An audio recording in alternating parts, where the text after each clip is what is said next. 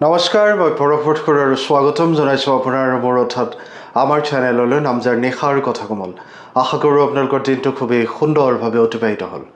অসমৰ বুকুত জীৱনে নদীৰ সোঁত অনুসৰণ কৰে, কাৰণ ইয়াতেই বাস কৰে মিচিং লোকসকল, যাৰ কাহিনী হৈছে অভিযোজন, স্থিতিস্থাপকতা আৰু নদীৰ সৈতে গভীৰ সংযোগৰ। আজিৰ খণ্ডটোত তেওঁলোকৰ উৎপত্তি, জীৱিকা, আচাৰ অনুষ্ঠান আৰু পৰম্পৰা অন্বেষণ কৰোৱা হওক। অতীতৰ ধ্বংসাৱেশ হিচাপে নহয়, কিন্তু বিকশিত আৰু লাভৱান হৈ থকা এক সজীৱ সংস্কৃতি হিচাপে।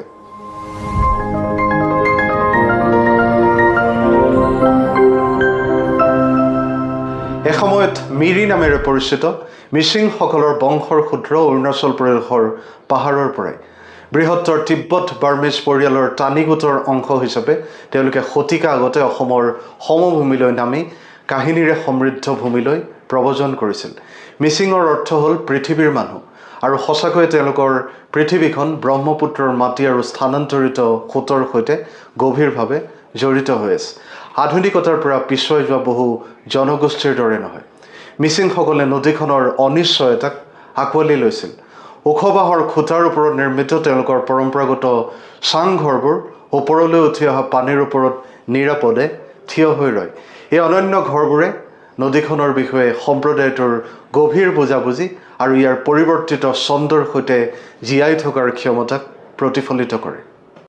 মিচিং সমাজখন দৃঢ় পাৰিবাৰিক আৰু সম্প্ৰদায়ৰ সম্পৰ্কৰ ওপৰত গঢ় লৈ উঠা। এখন গাঁও কেৱল ঘৰৰ এটা গোট নহয়, বৰঞ্চ এটা ঘনিষ্ঠ সম্প্ৰদায়, য'ত মানুহে ইজনে সিজনক সহায় কৰে।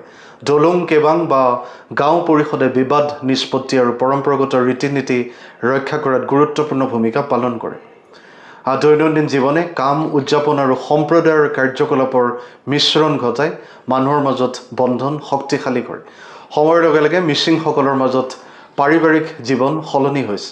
এসময়ত যৌথ পৰিয়াল সাধাৰণ আছিল যদিও এতিয়া বহুতে সৰু সৰু পৰিয়ালত বাস কৰে, বিশেষকৈ যেতিয়া বিভিন্নজন শিক্ষা বা কামৰ বাবে আঁতৰি যাবলগীয়া হ'ল। তথাপিও পৰিয়ালৰ বন্ধন দৃঢ় হৈ থাকে আৰু উৎসৱবোৰে প্ৰায় সকলোকে একত্ৰিত কৰে। মিচিং লোকসকলে পৰম্পৰাগতভাৱে প্ৰকৃতিৰ আত্মাক বিশ্বাস কৰে আৰু সূৰ্য আৰু চন্দ্ৰক গুৰুত্বপূৰ্ণ দেৱতা হিচাপে পূজা কৰে। মিবু নামৰ তেওঁলোকৰ পুৰোহিতসকলে অনুষ্ঠানৰ নেতৃত্ব দিয়ে আৰু সমাজখনক আধ্যাত্মিক জগতৰ সৈতে সংযোগ কৰাত সহায় কৰে। সময়ৰ লগে লগে কিছুমান হিন্দু পৰম্পৰাও মিচিং সংস্কৃতিৰ অংশ হৈ পৰিছে, যিয়ে অসমৰ বিশ্বাস আৰু ৰীতি নীতিৰ চহকী মিশ্ৰণক প্ৰতিফলিত কৰে। মিচিং জনগোষ্ঠীৰ বাবে বিশ্বাস দৈনন্দিন জীৱনৰ অংশ হয়। খেতি কৰা, খাদ্য ভাগ কৰা, সংগীত তথা ইজনে সিজনক সহায় কৰা আদি কামত ইয়াক সুন্দৰকৈ দেখা যায়। তেওঁলোকৰ বিশ্বাস প্ৰকৃতি আৰু সম্প্ৰদায়ৰ সৈতে ওতঃপ্ৰোতভাৱে জড়িত। তেওঁলোকে মন্দিৰত নহয়, দৈনন্দিন জীৱনত অৰ্থ বিচাৰি পায়। নদীৰ অনিশ্চয়তাৰ সৈতে জীয়াই থাকি তেওঁলোকে জীৱনটোক স্থিতিস্থাপকতা, আশা আৰু একেলগে উদযাপন কৰে। উৎসৱৰ সময়ত মিচিং সংস্কৃতি সজীৱ হৈ উঠে। তেওঁলোকৰ বসন্ত বীজ সিঁচাৰ উদযাপন হ'ল আলি আই লিগাং। গীত, নৃত্য আৰু ঢোলৰ ছন্দময় স্পন্দনৰ দ্বাৰা সুন্দৰকৈ উদযাপন হয়। আলি মানে বীজ, আয়ে ফল বা ফ্ৰুটক বুজায়, আৰু লিগাঙে ৰোপণক চিহ্নিত কৰে, যি একেলগে কৃষিচক্ৰৰ আনন্দময় আৰম্ভণিৰ প্ৰতীক হয়। ডেকা গাভৰুসকলে গুমৰাগ নৃত্য পৰিৱেশন কৰে, আনহাতে বয়োজ্যেষ্ঠসকলে শৰীৰ আৰু আত্মা দুয়োটাকে উষ্ণ কৰিবলৈ আপঙৰ সোৱাদ লয়। বছৰৰ শেষৰ ফালে মিচিংসকলে পৰাগ অৰ্থাৎ শস্য চপোৱা উৎসৱ পালন কৰে।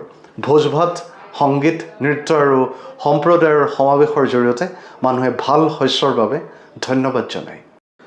মিচিং মহিলাসকলে তেওঁলোকৰ সমাজত গুৰুত্বপূৰ্ণ ভূমিকা পালন কৰে।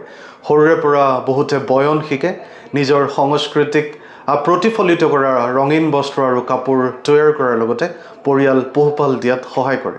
পৰম্পৰাগতভাৱে পুৰুষে খেতি, মাছ ধৰা, চাংঘৰ নিৰ্মাণত গুৰুত্ব দিয়ে, আনহাতে মহিলাসকলে ঘৰ আৰু পথাৰ দুয়োটাতে অৰিহণা যোগায়।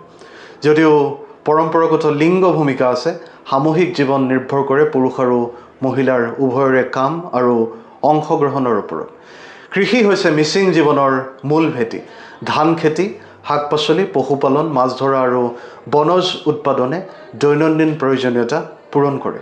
কিন্তু এই জীৱন ধাৰণৰ পদ্ধতি কঠোৰ হয় কিয়নো বানপানী আৰু নদীৰ খহনীয়াই প্ৰায়ে ব্ৰহ্মপুত্ৰৰ কাষৰ পথাৰ আৰু ঘৰ দুৱাৰ ধ্বংস কৰে শেহতীয়া বছৰবোৰত কিছু কিছু ঠাইৰ বৃহৎ কৃষিভূমি নদীৰ বুকুত হেৰাই যোৱাৰ ফলত পৰিয়ালসমূহে বাৰে বাৰে জীৱনটো পুনৰ নিৰ্মাণ কৰিবলৈ বাধ্য হৈছে ইয়াৰ প্ৰতিক্ৰিয়া স্বৰূপে পুৰুষে কামৰ বাবে চহৰলৈ প্ৰব্ৰজন কৰে আনহাতে মহিলাসকলে বয়ন সমবায়ক শক্তিশালী কৰিছে আজি জীৱিকাৰ পথ পৰম্পৰা আৰু আধুনিক সুযোগৰ মিশ্ৰণ হয় তিব্বত বাৰ্মিজ পৰিয়ালৰ অন্তৰ্গত মিচিং ভাষা এতিয়াও বহুলভাৱে প্ৰচলিত যদিও ক'বই লাগিব যে অসমীয়া আৰু ইংৰাজীৰ হেঁচাত পৰিছে মিচিং আগম কেৰাঙৰ দৰে গোটে শিক্ষা আৰু সাহিত্যৰ জৰিয়তে ইয়াক সংৰক্ষণৰ বাবে বিভিন্ন সময়ত কাম কৰি আছে নৃতত্ব বিজ্ঞানৰ দৃষ্টিকোণৰ পৰা মিচিংসকলে দেখুৱায় যে পৰিৱৰ্তিত পৰিৱেশৰ লগত মানুহ কেনেকৈ খাপ খাই পৰে